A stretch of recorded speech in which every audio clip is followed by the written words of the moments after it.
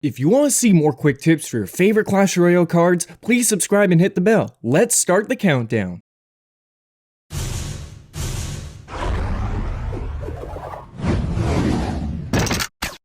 Number 15. Never use Xbow offensively in the beginning of the match. Xbow is a control deck, so don't play until you learn their win condition or if their Xbow counter is out of cycle. Number 14. Some support cards are specifically meant to be used with heavy tanks. If they place one of those supports in the back, you can use your Xbow in the opposite lane to split the tank from that support. Number 13. Xbow decks usually have a quicker cycle. If they rocket your Xbow, use your cycle cards to cycle to a second Xbow. Number 12. If you have a healthy Tesla still living close to the river, place your Xbow closer to that Tesla on offense. Number 11. In a cheap Xbow deck, try to take advantage of your defensive Xbow's lifespan and damage by cycling back to another for offense. Number 10. If one of your towers is down and you have to attack the enemy tower on the same side, place your Xbow here. The enemy can only attack from two sides of the Xbow rather than three. Number 9. When using your defensive Xbows, place it far away from your weaker tower to prevent enemy spell value. Number 8. Your second win condition is your spells. When one of their towers starts to become weaker, stay defensive and get spell chip damage while gaining value as much as possible. Number 7. Against a mortar user, use your Tesla to kill offensive mortars and use your Xbow on defense in response to defensive mortars. Number 6. Against beatdown decks, you have 3 strategies. If they place their tank in the back, use Xbow in the opposite lane.